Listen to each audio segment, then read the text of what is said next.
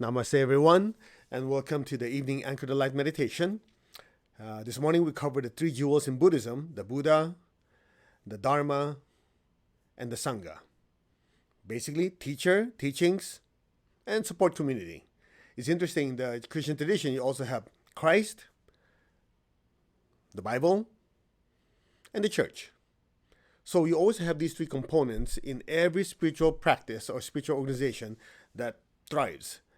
The ones that are missing one of these, they don't succeed because you have the teacher who is the source of the teachings, and then the teachings, which is the information actually begin this the information plus the practices, and you have to have the community who practices it and support each other so they will continue doing the practice. Yes? So what I try to do in my own little way is share as much as I can for the ones who are new, have not studied pranic or hatha yoga, my own little way to share the depth of the teachings of my teacher in a very practical and easy to follow way. So I hope that helps. So this will be our spiritual community, for lack of better explaining it. And the way he shared it with us in our hatha yoga was there were five virtues. There are five virtues: loving kindness, non-injury; generosity, non-stealing; honesty, non-lying; constancy, aim and effort, and non-laziness. And last one is moderation, non-excessiveness. And this morning we covered a lot on constancy, aim and effort, and laziness, the key to success, right? Now, it's also interesting that on our 9-week deep emotional healing and transformation, this is our 9th week. Believe it or not, it's been 9 weeks. That's 2 months and 2 months? Yeah, 2 months and 1 week. And we're going to be focusing a lot on releasing the fear of failure, which is also the same, the second side of the same coin, which is the fear of success. Let me break it down a little bit because a lot of people don't really think about this. Fear of failure and fear of success, pretty much two sides of the same coin. Oftentimes, there are times in our lives where we did not succeed in something. So you say, oh, that's a failure, right? So we have these thoughts and emotion go, yeah, at that time in the 5th grade, I did this, I flunked, and everybody laughed at me. So you kind of go, oh man, I don't want to try that again because I might screw up again, right? You had that experience. Or you asked a girl on a date and they said no, and everybody laughed at you, and you go, oh great, I'm not going to try that again. I'll wait for them to approach me instead. That's fear of failure. Now, fear of success is also as real. A lot of you, especially, you've already gotten some level of success. You're going to go like this. You go, okay, I have this business. I already spend 12 hours a day in. It becomes more successful if I have more business. Then what? But I want to be more successful. Get the idea? So in other words, yes, you want to move forward in something, but you go, well, if it becomes more successful, then what? It's just like in a relationship. Oh, I want to have more intimacy. And then you go, well, it becomes more intimate. If it gets closer, now I don't have my personal space. And then what? Then he or she is not going to be part of my entire world. I don't have my privacy. I don't have my... Get the idea? There's oftentimes the fear of the unknown. One is uncertainty because you don't know, you might screw up again. The other one is the uncertainty of the unknown, like, well, if I become successful, what will I lose? Now, the interesting part here is, and I want to get through to all of you, like all the 8 weeks we've done before, it's the same. All these are thoughts and emotions we created. Again, who's the creator? I am. Who created the thoughts? I did. Who created emotions? I did. Who acted on those? I did. Everything's I. Right? So, with that said, now most people would say, well, we got to do with anything. It got to do with everything. Because if you don't like what happened or how it's affecting you, you can do two things. You can stop creating those stupid thoughts and emotions, and you create what you want. Right? Common sense. But, here's the big but. A lot of people don't realize that all those thoughts and emotions from the past linger in the aura. So what happens? This is the part that, some of us have a tendency to put a meaning on something even though there's nothing in it. Like, for example, you try to talk to someone, you go, hey, would you like to buy my car? Just very, very, very trivial, right? Buy my car. It's not like, oh, do you want to marry me? Okay, do you want to buy my car? The person looked at you, goes, well, I'm not sure. That's all they did. Your brain, your mind, because of past failures in the past, guess what?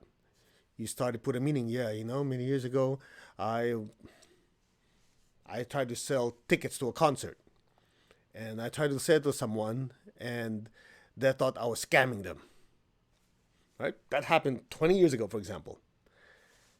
But remember, that was in your head. You said, I wasn't trying to scam them. That it left such a deep emotional, mental scar on you because at that time you really didn't mean anything that you were treated so badly. Here, just trying to sell your car. They said, I'm not sure.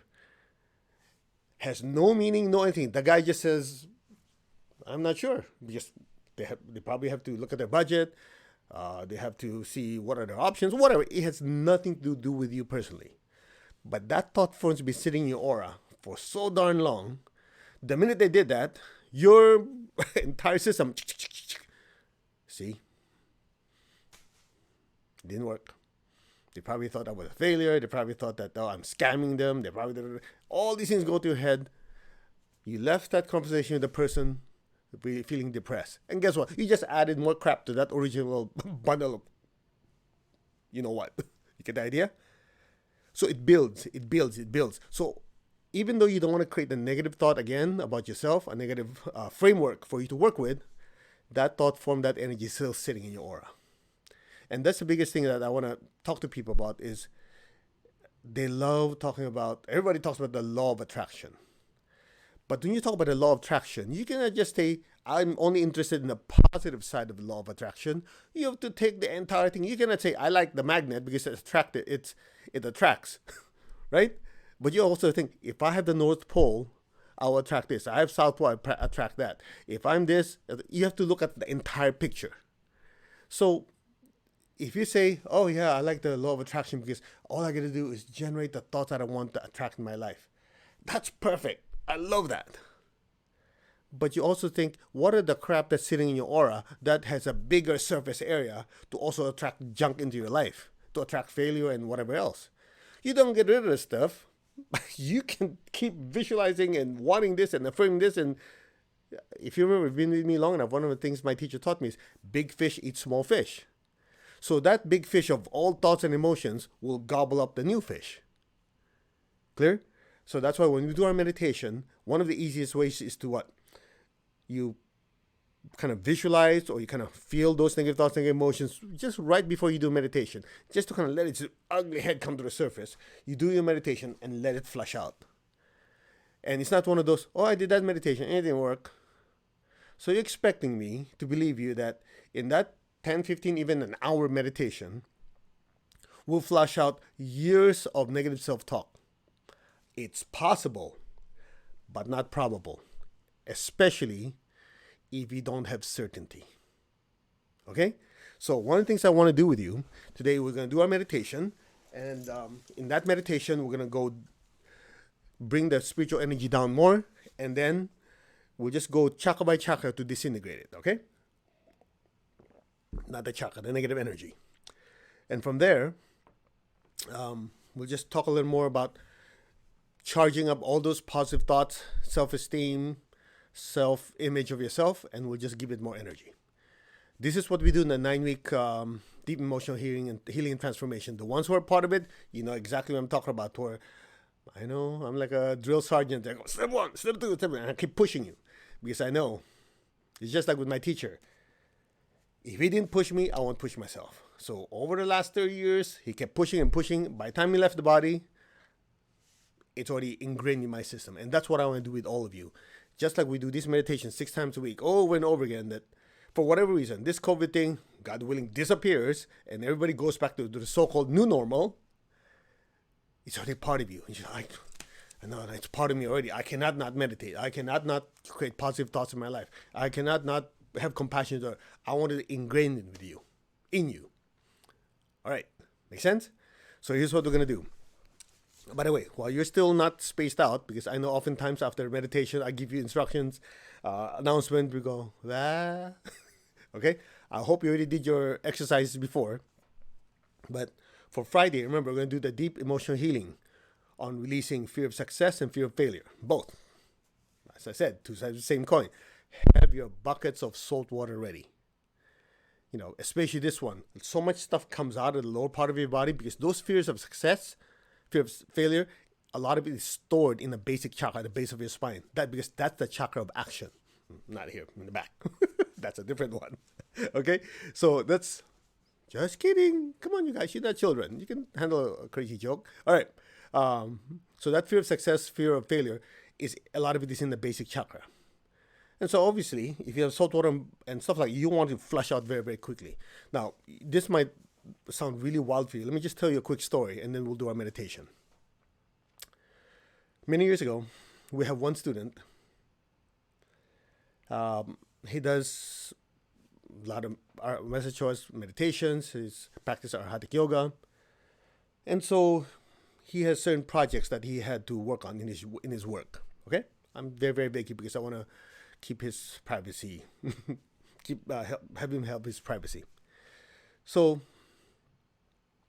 I would do healing on him, like how many times a week, because it was a big project he's handling. And I was cleaning his basic chakra, distant healing. And then at some point, I noticed that when we pull something out of the basic energetically, right, like we do in pranic, pull it out, his basic chakra went from whatever size it was. Let's say it was this big, okay? I don't know, what, 6 inches or so. At that time, the energy expanded at least triple. I'm going, is that possible? I'm literally just like that, okay? I scanned it again, checked it again. Sure enough, it went at least this much, and you could really feel the energy like pulsing. So I remember I called in the following day, because usually that's what we do. I do the healing, his body's asleep. I give him feedback next day. I said, something very weird happened. Your basic chakra just expanded like crazy. So I want you to kind of watch it. Next few days, something massive will happen. Something good financially. Because when the basic chakra increases, that means good. Money or prosperity, abundance, opportunity, right? If it shrinks, that means the person might go broke. Before anything happens physically, happens energetically. So of course he was happy because it's good news. Less than a week later, he was working with his company. That part of the company was sold to a bigger company. And it was sold for $4 billion. Would it be, okay? And because he's one of the VPs in that project, he got a huge severance pay. Because when it was sold, the management was let go, but they were given massive severance pay, and the new company hired him for even more money than before. Now, this was something that's in the works. He had no clue, and suddenly, boom, it hit. I'm sharing this with you because why? Two things. One, before anything happens physically, it happens energetically. So right there, it was shown that his basic chakra already basically predicted what's going to happen because it happened in the energy world. Number two, if his basic chakra was not cleansed, does that mean that he would not have gotten the promotion or the big amount of money? We don't know. However, let's just say that it's still supposed to happen. Most likely, if his basic chakra was not clean enough, even if it's karmically supposed to be his, it's not going to happen so smoothly. There's going to be obstacles. There's going to be little things that, he's supposed to get, how many millions in severance pay, but you have to fight for it. There's to be lawsuits. You have to do it. But there's going to be a lot of that stuff. All of us been something like that before, right? It's yours, but you seem like, those are the energetic hindrances. That's why cleansing, disintegrating a lot of these out of your energy field gives your energy a clear path, plus clarity in making decisions. Although he's supposed to have that money already, karmically, if his basic chakra is dirty, there's a high probability, number one, as we said, like it's not going to be a smooth sailing to get to it. And number two, because his basic chakra is unclean, I want you to listen carefully.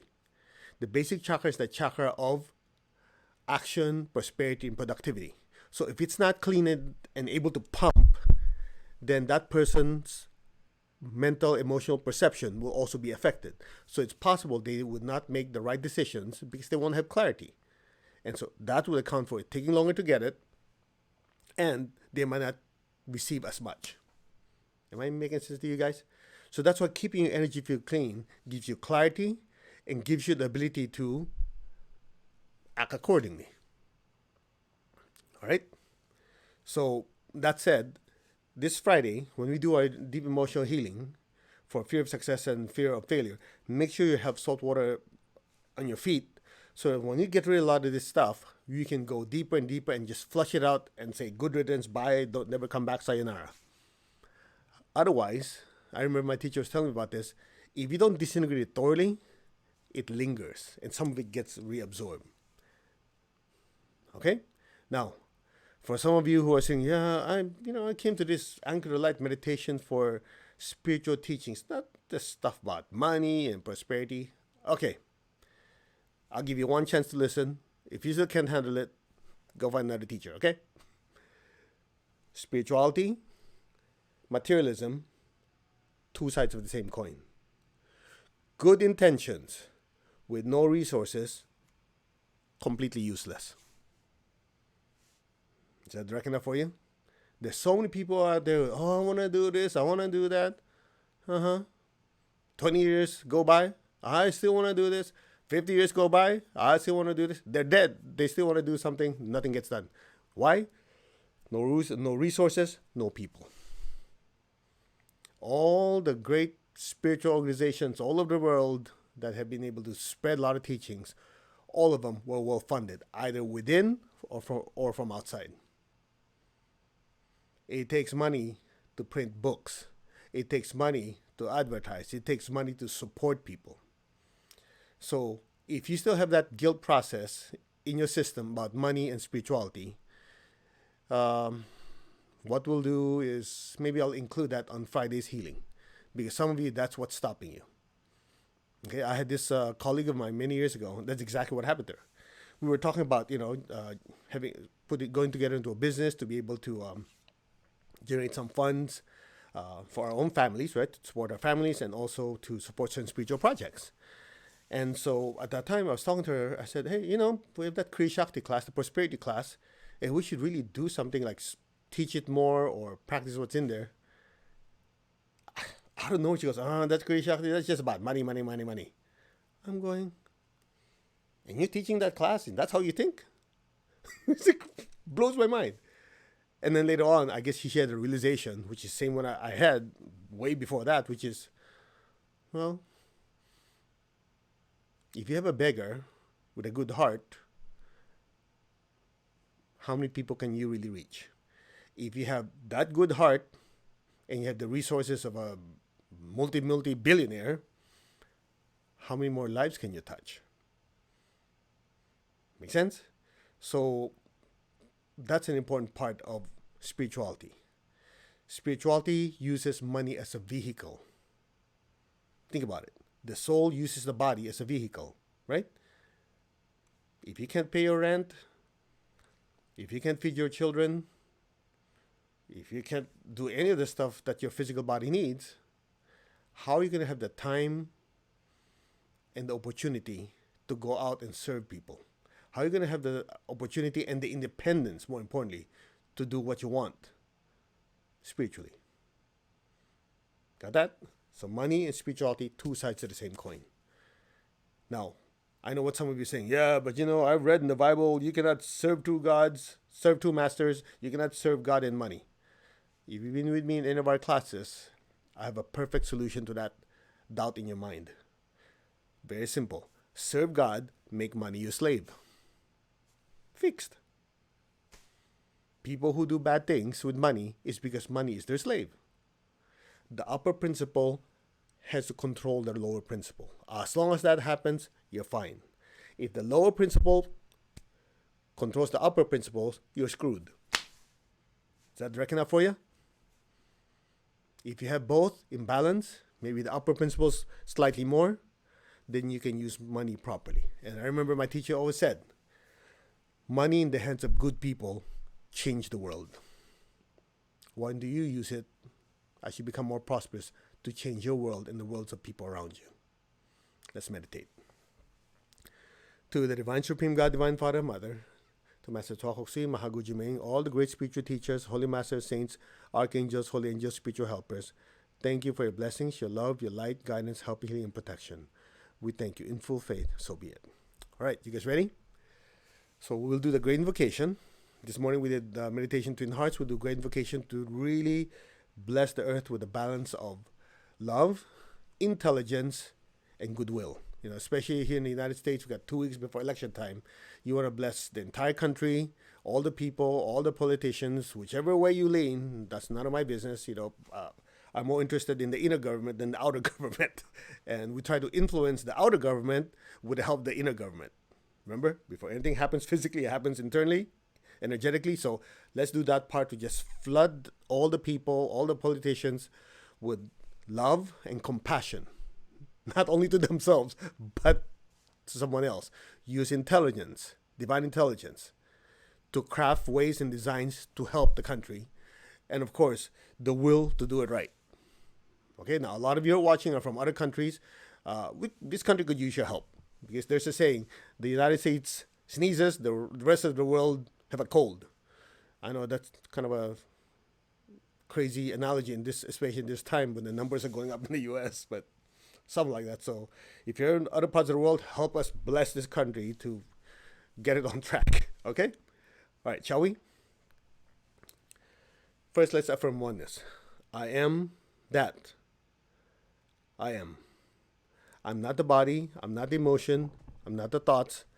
I am the soul. I am a spiritual being of divine intelligence, divine love, and divine power. I am that. The soul, the spiritual self. I am connected in one to my higher soul. I am connected in one to the divine spark within me. I am a child of God. I am one with God. I am one with all. I am that. Now raise your hands in blessing. Open them up. Say we are one. All right. If you remember what we covered before, light or intelligence, love, which is the forehead, crown is divine will. Okay, so we just go to it step by step.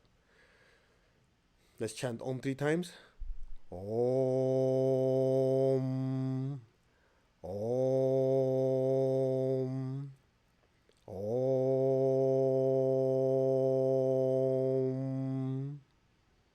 Okay, visualizing the earth in front of you. Put your attention between your eyebrows. From the point of light within the mind of God, let light stream forth into the minds of every person, every being. Let light descend on earth. Be aware of your Ajna chakra, and between your eyebrows and your hands, flood the earth, every person, every being, with divine intelligence, wisdom, understanding. So be it. Be aware of your forehead. From the point of love within the heart of God, let love stream forth into the hearts of every person, every being. Let love descend toward the entire earth. Flood every person's heart with love, with mercy, and with compassion. Everyone. From all the people, to all the politicians, to all the caregivers, everyone. With love, with compassion, with kindness for all. So be it. Be aware of your crown. From the center where the will of God is known, let divine purpose guide the wills of every person, every being, the purpose which the holy masters know and serve. Let goodwill and the willingness to do good descend throughout the entire earth. So be it. Bless all with goodwill and the internal push, the internal strength to do what is right and be of service to others. So be it. Not just thinking about it, talking about it, but actually taking massive action to serve others. So be it. Putting others ahead of their own. So be it. Again, from the point of light within the mind of God, let light stream forth into the minds of every person, every being. Let light descend on earth. From the point of love within the heart of God, let love stream forth in the hearts of men and women and all beings. Let love descend on earth. From the center where the will of God is known, let divine purpose guide the wills of every person, every being, the purpose which the Holy Masters know and serve. Let goodwill and the willingness to do good descend throughout the entire earth now, so be it. Continue flooding the earth with this triple energy of intelligence, love, and goodwill. Keep going. Flood the people, flood the government, flood the lands, the sea, everywhere with divine love, divine light, and divine power. So be it. So be it. Now, imagine a point of light way above your head, just a point of light. All you got to do is put your attention there, the rest will be done for you.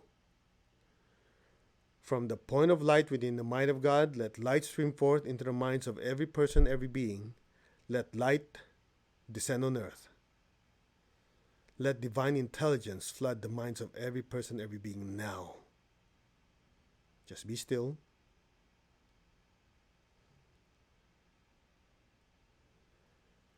From the point of love within the heart of God, let love stream forth into the hearts of every person, every being. Let divine love descend throughout the entire earth. May God's messenger of divine love descend on earth now.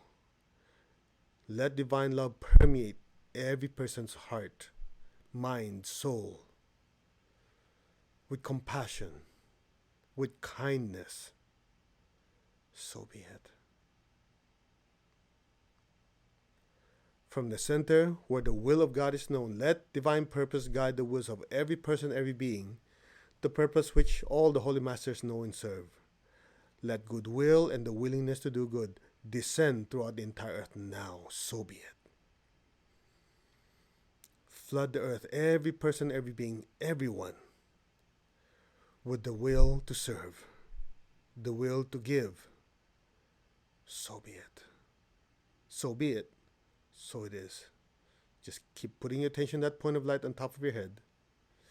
Some of you might feel it or see it getting brighter and brighter. One of these days we'll explain it to you. Just let the energy flow through. Om, Om, Om. From the point of light within the mind of God, let light stream forth into the minds of every person, every being. Let light descend on earth. From the point of love within the heart of God, let love stream forth into the hearts of every person, every being. Let love descend throughout the entire earth. May God's messenger of love descend on earth now. From the center where the will of God is known, let divine purpose guide the wills of every person, every being, the purpose which the Holy Masters know and serve. Let goodwill and the willingness to do good descend throughout the entire earth now. So be it. From the center which you call the human race and all the races on earth, let the plan of love and light work out, and may it permanently seal the door where any evil dwells. Let light, love, and power descend throughout the entire earth. Let light, love, and power restore the divine plan on earth now. So be it. Om, Om, Om.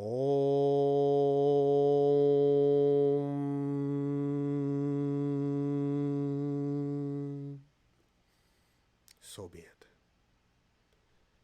Just let the energy flow through. May all be blessed. So it is.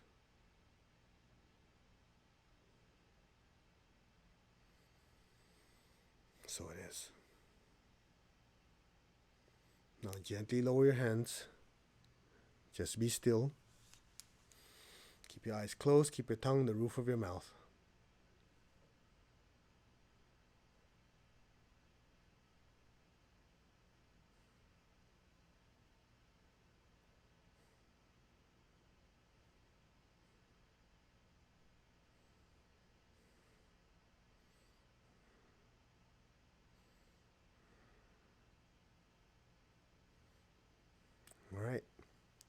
Slowly come back.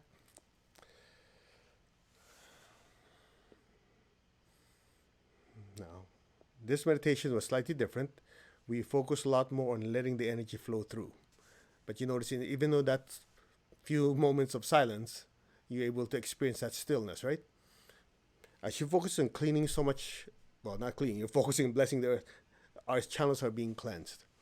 So, all right, let's give thanks to the Divine Supreme God, Divine Father, Mother, thank you. To all the spiritual elders, Holy Masters, Saints, Archangels, Holy Angels, spiritual helpers, thank you for your immense blessings. Personally, to my teacher, Master Choco Sui Mahaguji Miling, thank you. In full faith, so be it. All right, so we will see you Friday. It's going to be 9 a.m., same 9 a.m. and 6 p.m. California time. Okay? By the way, a lot of you are asking about the Pranic Feng Shui class. I'll post something tomorrow where you guys can watch it again. Again, if you're in a different country, it's being offered in your country. In the U.S., we're teaching it next month. No, next month? Yeah, November. But the Pranic Self-Healing is a prerequisite so you understand how the energy system works. Just go to mastercode.org. There it has the registration. It's just a slide going. You click on it. The registration is there so you can register and watch it again. And make sure you take massive notes. It's 2 hours. Okay? And the deep emotional healing and transformation, it's ongoing. For some of you who missed it, you can still catch on at any time. Next week, we're going to focus on one special session on the 9-week deep emotional healing. The bonus lesson is for prosperity healing. Okay, that's it. So, namaste everyone. We wish you much happiness and joy, and we will see you Friday morning. Remember your saltwater buckets for your feet. Okay. Namaste, God bless, and stay super energized. Okay.